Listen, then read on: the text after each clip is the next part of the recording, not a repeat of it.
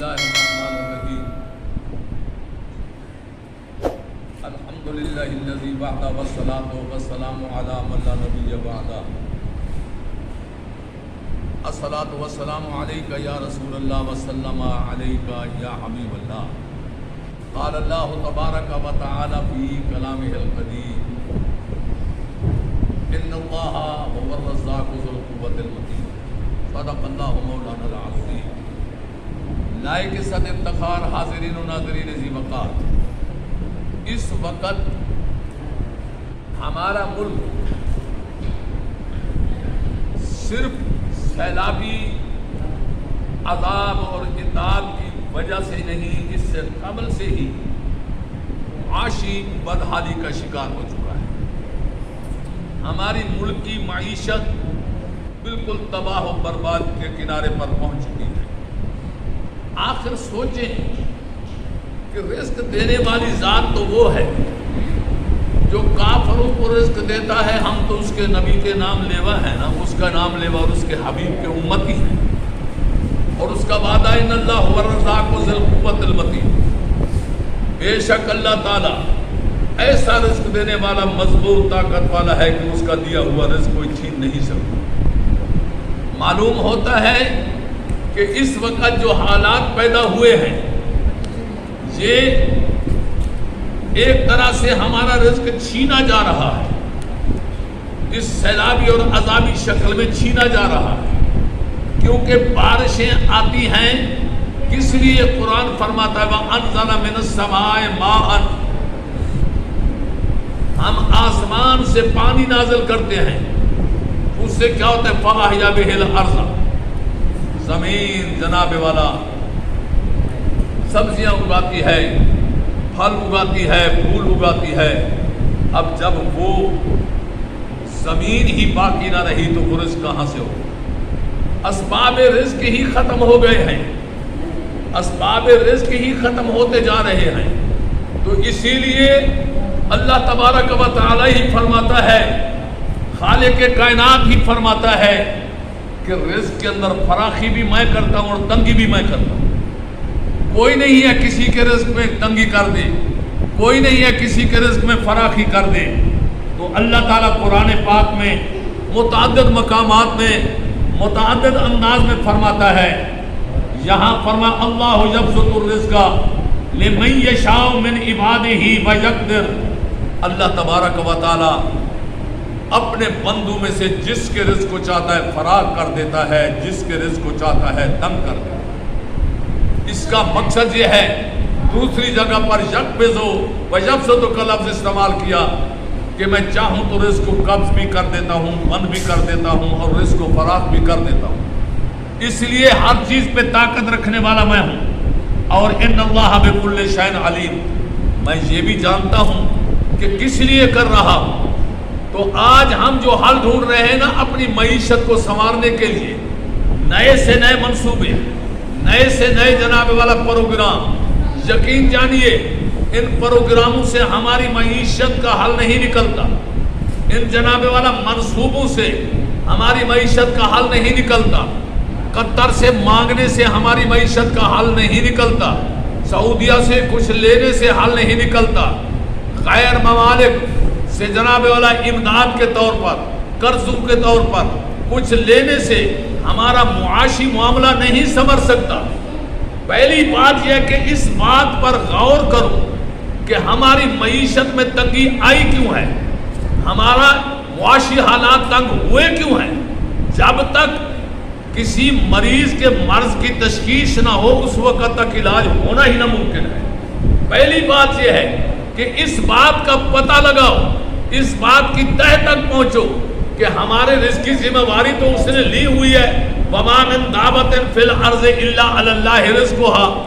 زمین کے اندر میں کوئی ایسی جاندار چیز نہیں ہے جس کے رزق کی ذمہ داری اس نے نہ لی ہو۔ پھر ہم تو اشرف المخلوقات، اس کے محبوب کے امتی، ہمارے حالات اس طرح کیوں ہو گئے، ہماری ملک کی معیشت اس طرح کیوں تنگ ہو گئی ہے؟ اس پر غور کرنے والی بات ہے۔ جب اس پر غور کریں گے تو مسئلے کا حل نکل آئے گا۔ ہمیں کسی کے دروازے پہ جانے کی ضرورت نہیں پڑے گی، ہمیں کسی ملک کے آگے ہاتھ پھیلانے کی ضرورت نہیں پڑے گی، ہمیں جناب والا IMF سے جناب والا قرضے کی منت نہیں کرنی پڑے گی، ہمیں کسی دوست ممالک سے یا کسی جناب والا مسلم و غیر مسلم ممالک سے قرضہ لینے کی نوبت ہمیں نہیں آئے گی، وہ خود بخود حل نکل آئے گا۔ تو اللہ تبارک و تعالیٰ کی بارگاہ میں عرض کرتے ہیں، اے بار الہ ہمیں اس کا ریزن بتا، اس معیشت کا جناب والا حل بتا، اس کی تنگی کیوں ہو رہی ہے، ہمارے معاشی حالات دن بدن کیوں بگڑتے جا رہے ہیں، کیوں آخر یہ سب جناب والا بہانہ سازیاں ہے۔ اصل بات پر پہنچو،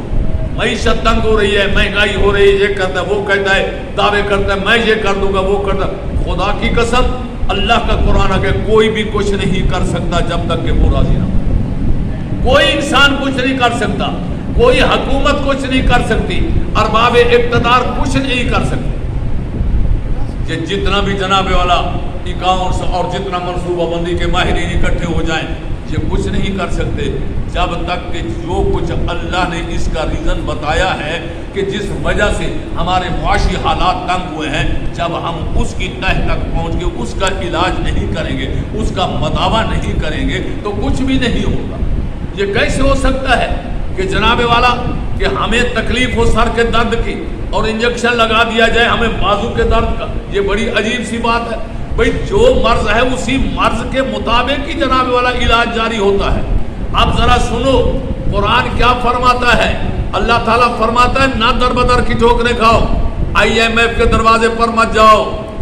جناب والا مسلمان ممالک کے جناب والا سربراہوں کے آگے گود مت جھولی مت پھیلاؤ،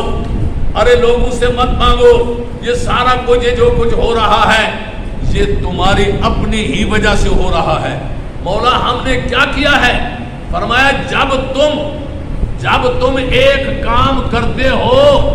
یعنی اس پر میری ناراضگی کا سبب بنتا ہے تو میں تمہاری معیشت کو تنگ کر دیتا ہوں۔ جن کے معاشی حالات کو خالق تنگ کر دے دنیا کی کوئی طاقت، کوئی سپر طاقت بھی اس کو نہیں کھول سکتی۔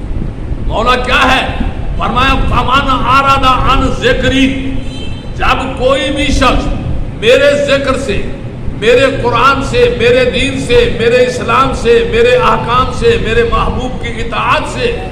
میرے محبوب کی تابعداری سے روح گردانی کر لیتا ہے، منہ موڑ لیتا ہے تو فَإِنَّ لَهُ مَعِيشَةً ضَنْكًا، پھر میں اس کے معاشی حالات تنگ کر دوں۔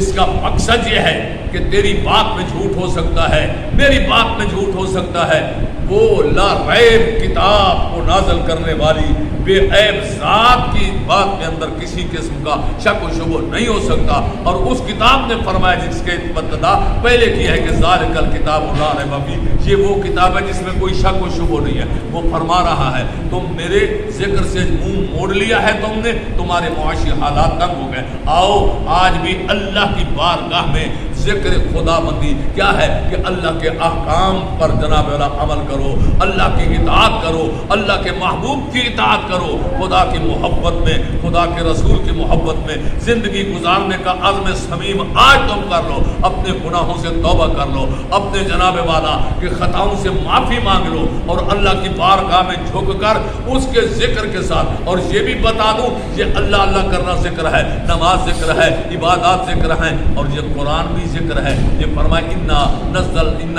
نزلنا الذکر وانا لہ لحافظون، یہ قرآن یہ ذکر فرمایا ہم نے اس ذکر کو نازل فرمایا، ہم ہی اس کے محافظ ہیں۔ یعنی جب تک قرآن سے تم اپنی وابستگی قائم نہیں کرو گے، قرآن کے بتلائے ہوئے طریقے پر جناب والا میرے اور میرے حبیب کی اطاعت نہیں کرو گے، قرآن کے احکام پر عمل نہیں کرو گے، جس چیز سے قرآن نے روکا اس سے رک جاؤ، جس چیز کا حکم دیا اس پر چلنا شروع کر دو۔ قرآن نے سود کے لیے روکا ہے، تم سود سے رک جاؤ۔ قرآن نے یتیموں کا مال کھانے سے روکا ہے، اس سے رک جاؤ۔ قرآن نے کسی مظلوم پر ظلم کرنے سے روکا ہے، تم اس سے رک جاؤ۔ قرآن نے زنا سے روکا ہے، رک جاؤ۔ قرآن نے جس برائی سے، جس غلط کام سے روکا ہے اس سے رک جاؤ، اور جس نیک کام کے لیے قرآن نے حکم دیا اس پر چلو۔ تو یہ ہے کہ جناب والا تمہاری روح گردانی ختم ہو جائے گی۔ تو پھر جب روح گردانی تمہاری ختم ہو جائے گی، اللہ کے ذکر کے ساتھ تمہارا تعلق ہو جائے گا، تو تمہارے معاشی حالات خود بخود ٹھیک ہو جائیں گے۔ اس لیے پاکستانی قوم کو چاہیے کہ جناب اپنے معاشی حالات کو سنوارنے کے لیے چاہیے، ارباب اقتدار کو بھی چاہیے کہ اللہ کی بارگاہ میں جھکیں